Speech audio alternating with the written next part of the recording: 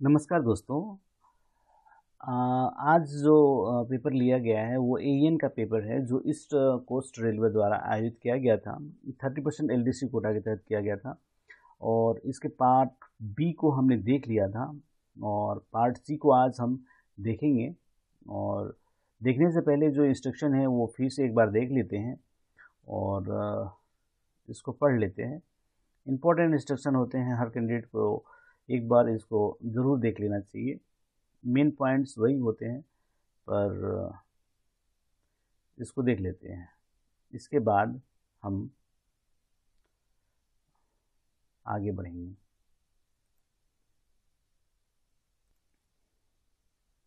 Part C establishment and financial rule पे based question है, तो इसको हम देखेंगे।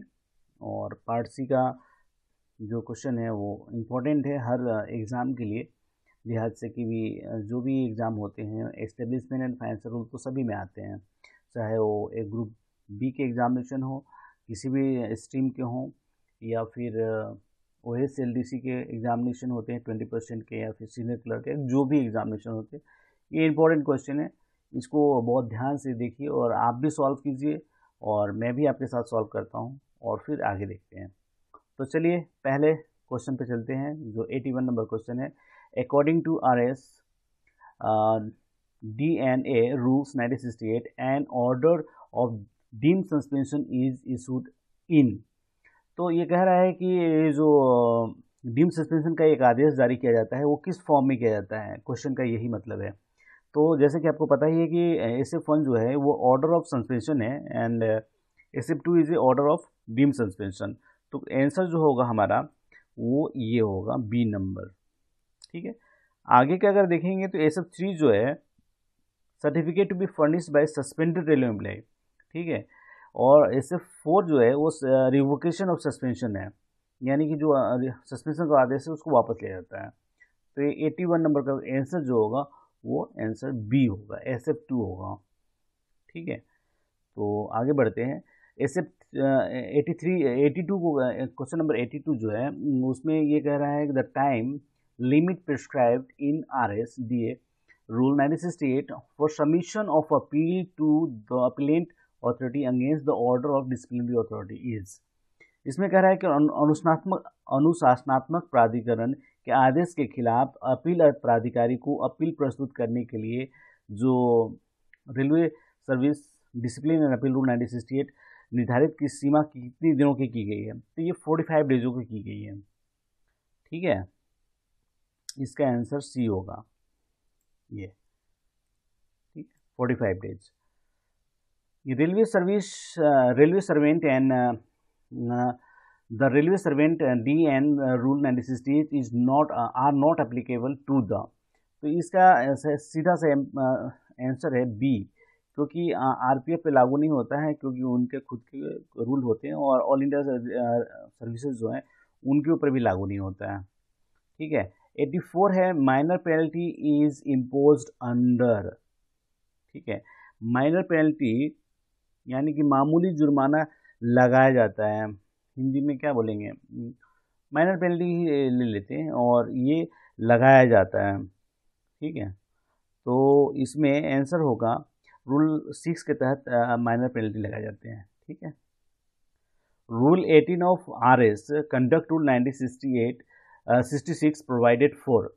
तो आचरण नियम जो 1966 के नियम 18 है ना, उसमें जो चल अचल संपत्ति होता है ना उसका रिटर्न, प्रॉपर्टी रिटर्न करना हर बार जरूरी दिखाना होता है, उसकी सबमिशन करना जरूरी होता है।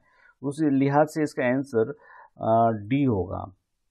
ठीक है, submission of annual immovable property यानी कि वार्षिक अचल संपत्ति रिटर्न का सबमिशन। ठीक है, 86 paternity leave admissible to a railway servant on each occasion for the first 2 serving children is.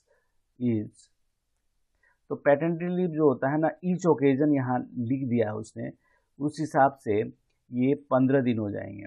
ठीक है, आप 2 बच्चों को समझ के 30 दिन मत मार देना, आंसर यहाँ पे ईच ओकेजन की वजह से 15 दिन हो जाएंगे। 87 A retired railway employee in Group C having renders more than 25 years of service is entitled to get post-retirement complementary passes PRCP of it is 2 sets. ठीक है, ग्रुप बी होता तो ये 3 सेट्स हो जाते हैं. Now 88 compassionate allowance is given to persons. ये कह रहा है कि व्यक्ति को अनुकंपा भत्ता दिया जाता है. कब दिया जाता है? अनुकंपा भत्ता जिनके ऊपर रेल सेवा से बर्खास्तगी और निष्कासन का जुर्माना लगाया जाता है ना, उनको दिया जाता है. दैट मीन्स कि इसका आंसर सी होगा, having imposed the penalty of dismissal and removal from railway service. ठीक है. 89 जो क्वेश्चन है ये काफ़ी इम्पोर्टेंट है और समझने वाली बात है. इसके अंदर production linked bonus PLB is not payable to railway servant. किसको PLB यानी कि बोनस नहीं दिया जाता है? तो इसके अंदर जो सस्पेंडेड रेलवे एम्प्लॉय होते हैं ना, उनको नहीं दिया जाता है. दैट मीन्स 89 का बी आंसर हो जाएगा. ठीक है. PREM in Indian railway stand for, तो इसका फुल फॉर्म है participation of railway employees in management. That means इसका आंसर बी होगा. आप आगे देखते चले. 91 का क्वेश्चन का आंसर से पहले आप इसको देखें. A railway servant while a service is entitled to give leave encashment of. तो आप जब आंसर को देखेंगे तो आपको लगेगा कि पहला आंसर ही सही है, पर जब ये कह रहा है कि वाइल इन ए सर्विस यानी कि सर्विस के दौरान, तो इसका हिंदी रूपांतरण कुछ इस तरह होगा कि सेवा में रहते हुए एक रेल सेवक अवकाश प्राप्त करने का हकदार है. ठीक है. अवकाश कैश जो है वो 60 टाइम्स इन इंटायर सर्विस है. दैट मीन्स इसका आंसर जो होगा वो डी होगा और 60 डेज होगा, क्योंकि वाइल इन सर्विस लिख रहा है. ठीक है. तो वो 6 बार मिलते हैं, 10-10 दिन मिलते हैं, और यही है इसका आंसर सही. 92 है the concept of DCRG stand for. तो ये आपने पढ़ा होगा तो देखेंगे तो इसका आंसर डी होगा, क्योंकि डेथ कम रिटायरमेंट ग्रेजुएटी से रिलेटेड है. ठीक है. इसका आंसर डी होगा, यही आंसर होगा.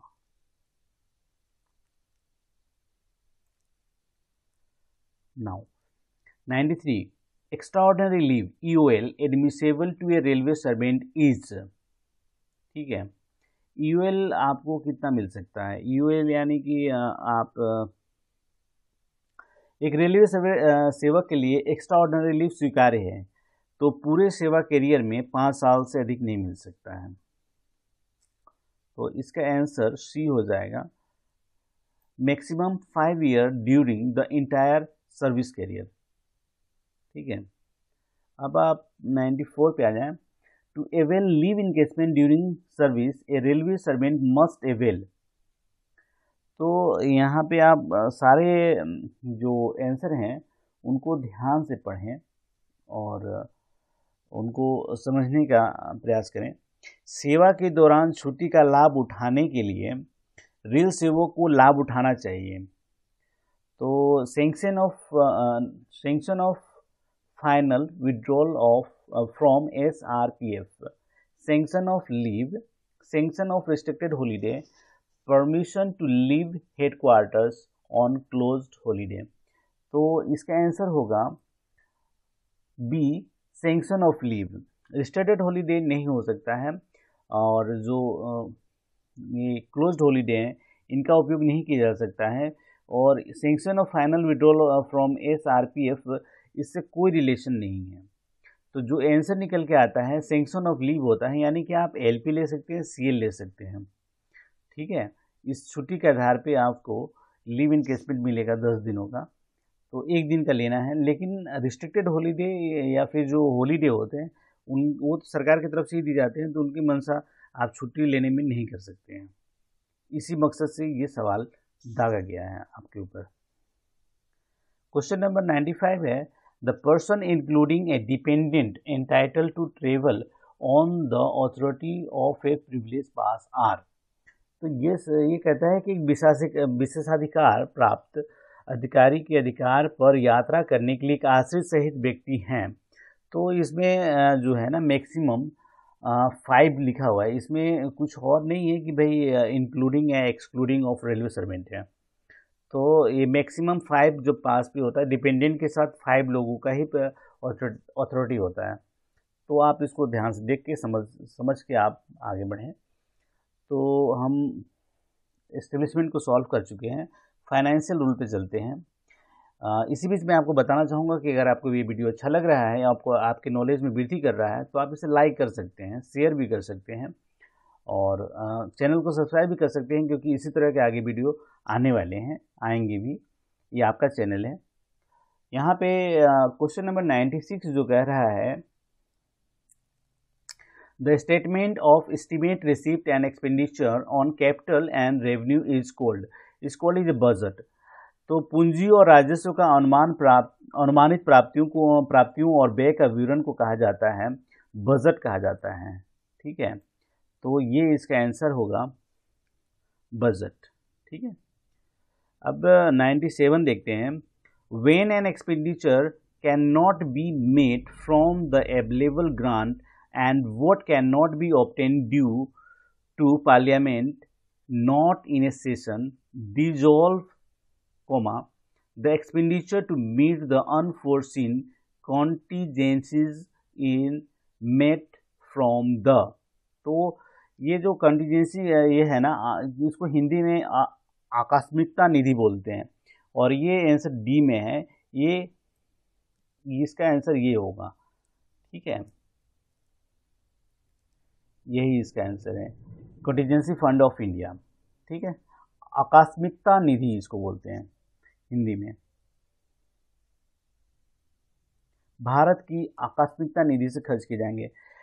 हिंदी में मैं इसको बताऊं कि जब उपलब्ध अनुदान से कोई खर्च पूरा नहीं किया जा सकता है और सत्र या भंग नहीं होने के कारण वोट प्राप्त नहीं किया जा सकता है, तो अप्रत्याशित आकस्मिकताओं को पूरा करने के लिए व्यय से मुलाकात की जाती है। यानी कि व्यय से जो फंड लिया जाता है वो किससे लिया जाता है, तो भारत की आकस्मिकता निधि से लिया जाता है। ठीक है, तो ये इसका आंसर है हिंदी में। अब नंबर 98 है, the fund spend from contingency fund of India are recouped from. ठीक है, भारत की आकस्मिकता निधि से खर्च की गई धनराशि को निम्नलिखित से पुनः प्राप्त किया जाता है। तो इसका आंसर जो होगा वो होगा कंसोलिडेट फंड। ये एक फंड है जिसको समेकित निधि बोलते हैं हिंदी में। भारत का समेकित कोष, इससे वापस उनको दिया जाता है। ठीक है, एक्सपेंडिचर 99 है, the expenditure made from demand for under the classification B is meant for. तो यहाँ पे जो है कि वर्गीकरण बी के तहत डिमांड फोर्स से मिलने वाली खर्च निम्नलिखित के लिए है।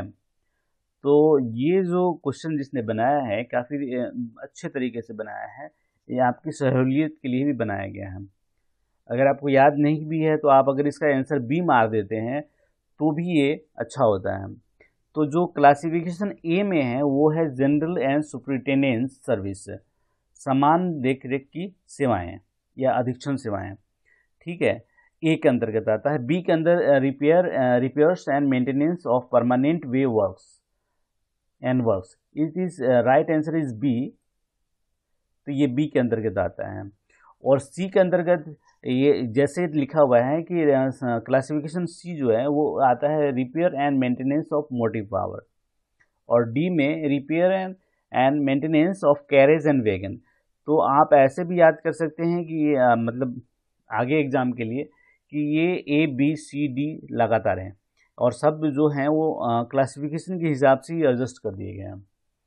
तो ये काफ़ी अच्छा ये क्वेश्चन है, तो आगे के भविष्य की एग्ज़ाम के लिए काफ़ी अच्छे से आप इसको याद कर सकते हैं। क्वेश्चन नंबर 100, ठीक है, EBR in railway funding stand for, तो इसका आंसर जो होगा वो ए होगा, ठीक है। एक्सटर्नल बजट रिसोर्सेज, यहाँ पे उनको एक्स्ट्रा बजटरी रिसोर्सेज भी बोलते हैं, तो इसका आंसर जो होगा वो यही होगा, बाहरी बजटीय संसाधन, ठीक है। तो या फिर ज़्यादा जो भी हो, रेलवे फंडिंग में EBR का मतलब क्या है? एक्सटर्नल बजटरी रिसोर्सेज, यानी कि बाहरी बजटीय संसाधन। अब यहाँ पे लिख रहा है 101, ये काफ़ी अच्छा क्वेश्चन है। The budget review is done, तो यहाँ पे जनरली लोग 2 बार बोल सकते हैं, लेकिन मैं आपको बताऊंगा कि इसका आंसर 3 होगा, ट्राइस इन ए ईयर, साल में 3 बार समीक्षा की जाती है। पहला जो समीक्षा की जाती है वो अगस्त रिव्यू के नाम से जाना जाता है, और दिसंबर में भी की जाती है, और फरवरी में भी की जाती है। फरवरी में जो किया जाता है वो फाइनल बजटिंग के आधार पर किया जाता है। तो ये 3 बार बजट की रिव्यू जो होती है वो 3 बार होती है, ठीक है। Question number 102, the control over expenditure is exercised by the parliament through how many committees, that means, तो ये इसका आंसर 7 होगा। वैसे लोग कह सकते हैं कि इसका आंसर 6 होना चाहिए, पर मैं आपको बताऊं कि ये 7 कमेटियां कौन कौन सी हैं। ये रेलवे कन्वेंशन कमेटी होती है, नंबर 1। नंबर 2 होती है एस्टिमेटेड कमेटी, एस्टिमेट्स कमेटी भी बोल सकते हैं आप उसको। नंबर 3 है डिस्कशन ऑन रेलवे बजट, जो कमेटी होती है ना वो होती है। नंबर 4 पे होता है NRUCC, ठीक है। नंबर 5 पे होता है committee on subordinate legislation.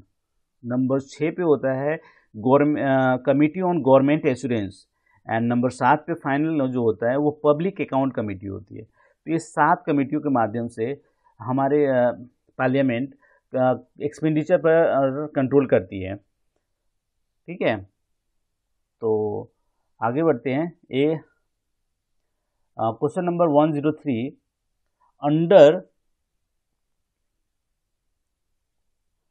under the concept of financial properties, the public money should not be utilized for the benefit of a particular person or a sanction of a community unless, ठीक है। ये एक definition की तरह ही इसको use किया गया है। जैसे हिंदी में कह सकते हैं कि वित्तीय स्वामित्व के उसूलों के तहत सार्वजनिक धन का उपयोग किसी विशेष व्यक्ति या समुदाय के वर्ग के लाभ के लिए नहीं किया जाना चाहिए, ठीक है। तो इसमें शामिल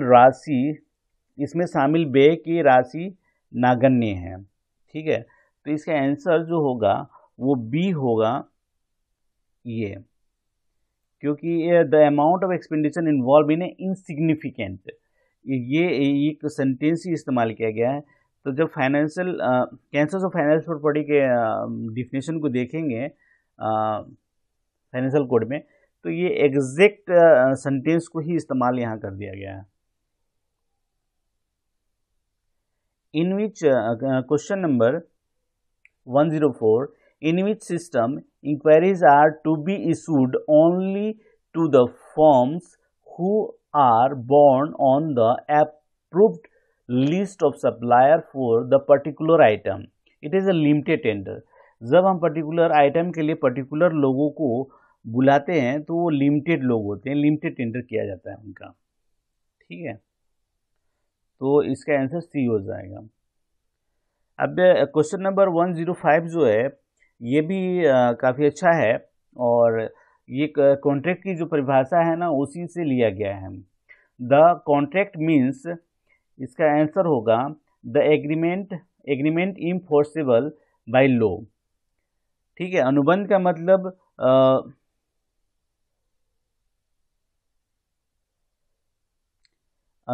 मतलब कानून द्वारा लागू करने योग्य समझौता, ठीक है, इसका यही मतलब है।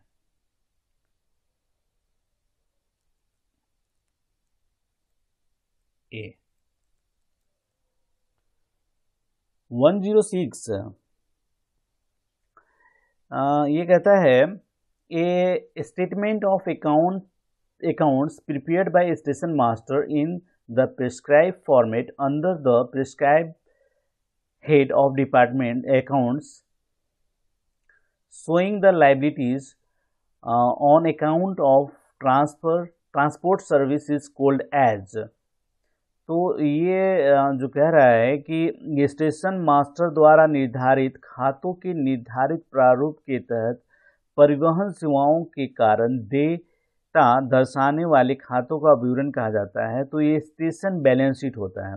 ये स्टेशन बैलेंस शीट होता है जो अकाउंट डिपार्टमेंट के लिए भेजने के लिए स्टेशन मास्टर द्वारा तैयार किया जाता है। ठीक है।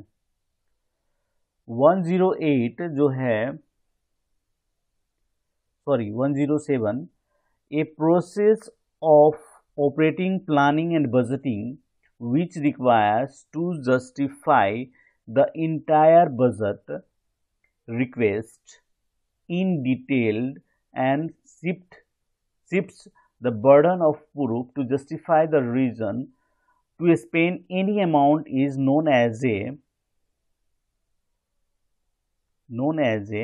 Zero base budgeting. इसका आंसर यही होगा। यहाँ कह रहा है कि परिचालन योजना और बजट की एक प्रक्रिया जिसके लिए पूरे बजट अनुरोध को विस्तार से उचित ठहराना होगा और किसी भी राशि को खर्च करने के कारण को सही ठहराने के लिए सबूत के बोझ को स्थानांतरित करना होगा, शून्य बेस बजटिंग कहलाएगा। ठीक है। A process of operating, planning and budgeting which requires to justify the entire budget request in detail and shifts the budget of a proof to justify the reason to spend any amount is known as a zero base budgeting। right? चलिए question number हम आते हैं 108 पे। Any supply amount which remains unutilized by end of the financial year lapses with the year and not available for spending in next financial year is governed under the। तो इसका जो answer होगा वो होगा रूल्स ऑफ रीएप्रोप्रिएशन। ये इसकी जो definition है उसको ही उठा लिया गया है। तो आप जब रूल्स ऑफ रीएप्रोप्रिएशन का डिफिनेशन पढ़ेंगे तो ये एग्जैक्ट यही है। एक दो वर्ड इधर से उधर हो सकते हैं, इसको हिंदी में देख लेते हैं। ये काफ़ी कॉम्प्लिकेटेड है। कोई भी आपूर्ति राशि जो वित्त वर्ष के अंत तक अप्रयुक्त रह जाती है उस वर्ष के साथ लैप्स हो जाती है और अगले वित्तीय वर्ष में खर्च करने के लिए उपलब्ध नहीं होगी। तो इसका जो हिंदी में अनुवाद होगा पुनः विनियोजन के नियम। हिंदी में एक बार और पढ़ते हैं।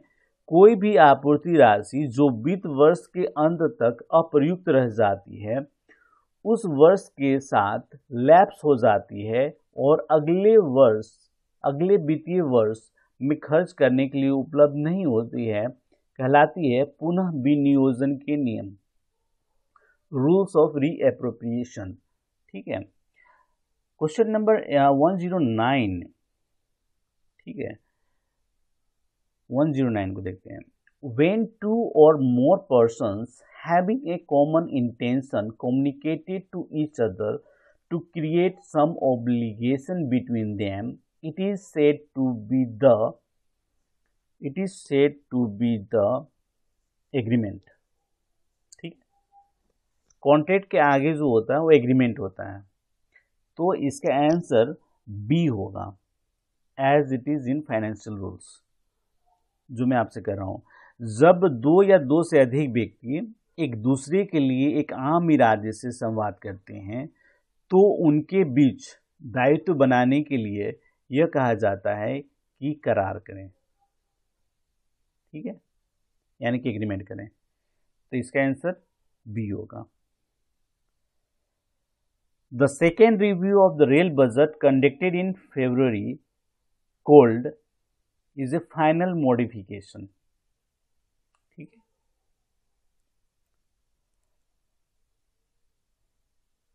फाइनल मॉडिफिकेशन बजट से पहले जो किया जाता है, तो फरवरी में आयोजित रेल बजट की दूसरी समीक्षा कहलाती है अंतिम शोधन, यानी कि फाइनल मॉडिफिकेशन। तो ये हमने देखा कि AEN ईस्ट कोस्ट रेलवे द्वारा आयोजित परीक्षा का पार्ट सी था, जिसमें हमने एस्टेब्लिशमेंट ऑन फाइनेंशियल रूल्स को देखा। ठीक है, तो आपको ये पसंद आए या फिर आपको ना पसंद आए तो आप डिसलाइक भी कर सकते हैं, बता सकते हैं कि इसको कैसे और बेहतर बना सकते हैं, इसकी एक्सप्लेनेशन को और कैसे एलिब्रेट कर सकते हैं। और अपने नॉलेज में आप वृद्धि करते रहिए, आप भी पढ़ते रहिए, मैं भी छोटे छोटे वीडियो डालता रहूँगा। देखते हैं आगे और कोई अच्छे क्वेश्चन आते हैं तो उस बारे में हम बात करेंगे। Thank you for watching.